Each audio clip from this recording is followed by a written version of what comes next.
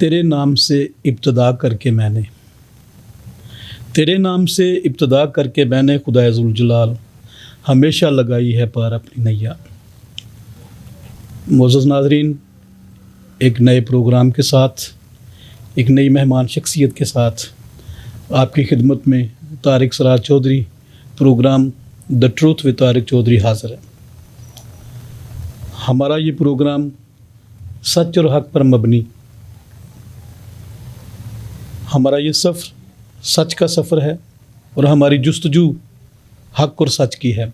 आज जो हमारे साथ मेहमान शख्सियत मौजूद हैं, सोशल वर्क में वो एक ख़ास अपना मकाम रखते हैं और उनकी जो सर्विसेज हैं मुआशरे में खुशहाली के लिए, मुआशरे में बेहतरी के लिए, मुआशरे में अच्छाई के लिए, बेवा ख़वातीन के लिए, यतीम बच्चों के लिए, यतीम बच्चियों के लिए और पूरे मुआशरे में एक समाजी हमवारी के लिए वो अपना काम जो है, अपनी खिदमत जो वो सर अंजाम दे रहे हैं। मेरी मेहमान आज की हमारी शख्सियत जो हैं वो आज हमारे साथ मौजूद हैं। मोहतरमा ताहिरा कैल्विन साहिबा, जो चेयरपर्सन हैं ताहिरा फाउंडेशन की, और आज हमारी ये खुशकिस्मती है कि आज वो हमारे साथ गुफ्तगू करने के लिए यहाँ पर मौजूद हैं।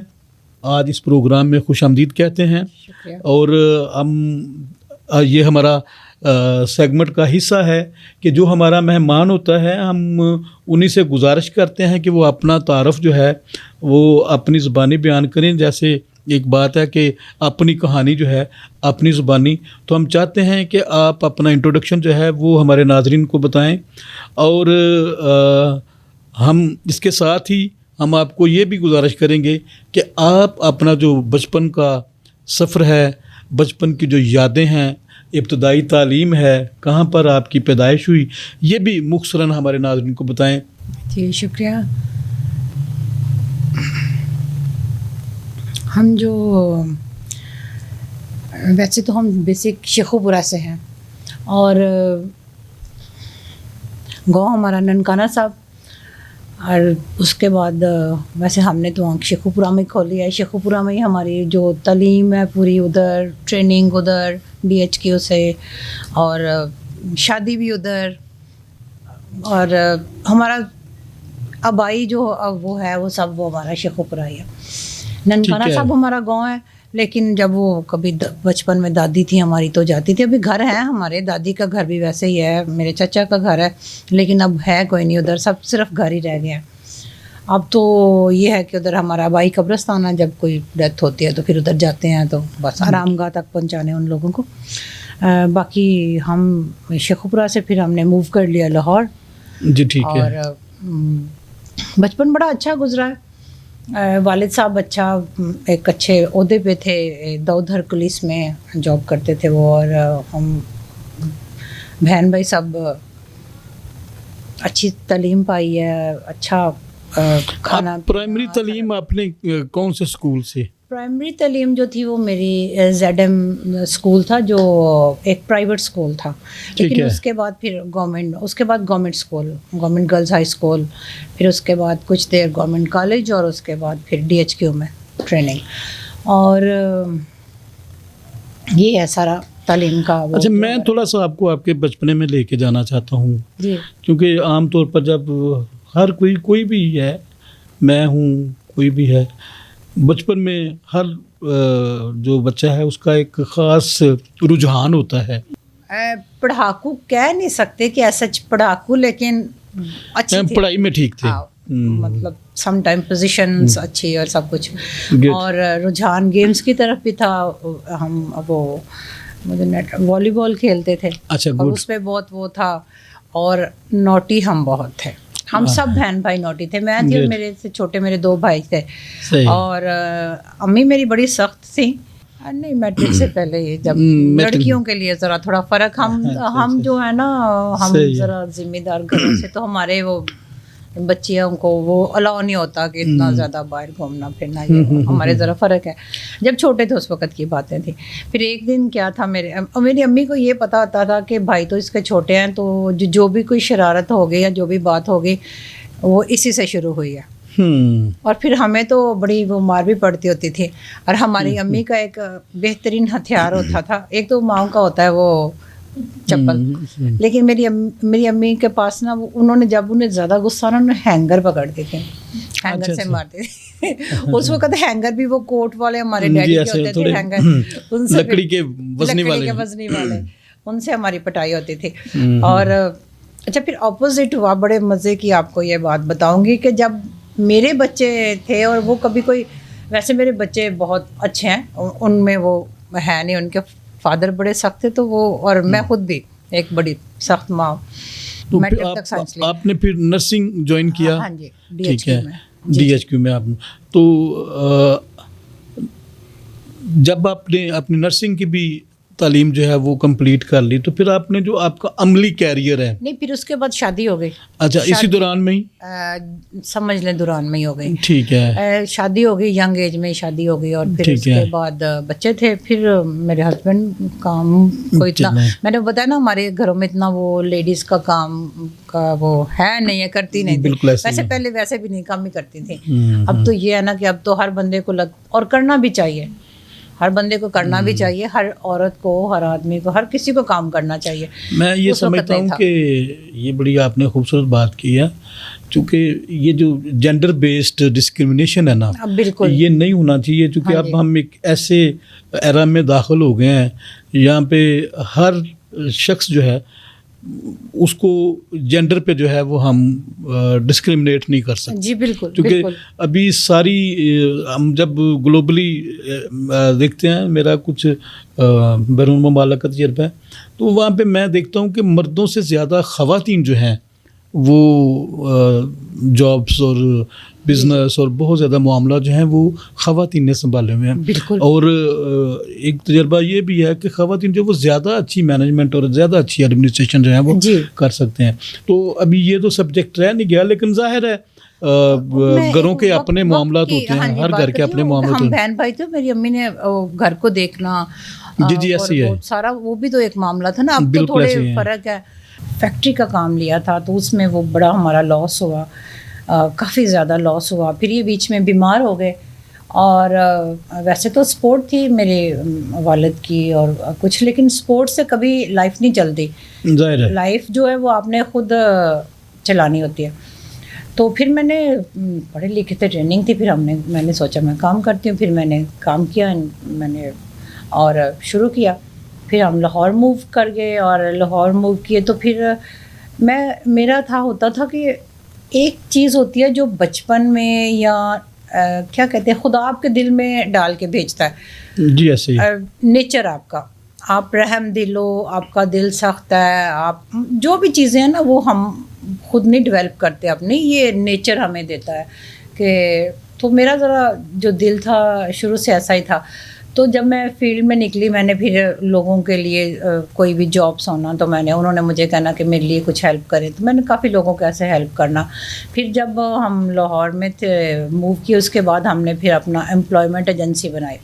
ٹھیک ہے, میں اس کے ساتھ جاب بھی کرتی تھی, میں امپلائمنٹ ایجنسی بھی ہم دیکھتے تھے. ویسے اس میں میرے ہسبینڈ وہ سارا آفس کا سارا جو سسٹم تھا وہ سارا میرے ہسبینڈ سنبھالتے تھے, اور گھر بھی دیکھتے تھے. اسٹرگل کیا ہے ہم دونوں, میاں بیوی نے بہت زیادہ اسٹرگل کیا ہے اپنے بچوں کے لیے, اور ان کو پڑھنا. UMT سے ہم نے اپنے بچے کروائے ہیں, گریجویٹ کیا انہوں نے, پڑھایا ان کو. اور اسی طرح سے پھر جو تھا گاؤں سے آتی تھی عورتیں, گاؤں سے جو لوگ آتی تھی عورتیں, اور ان کے پاس بہت ساری سٹوریز ہوتی تھیں. کسی کے ہسبینڈ نے چھوڑ دیا, کسی کو طلاق ہو گئی.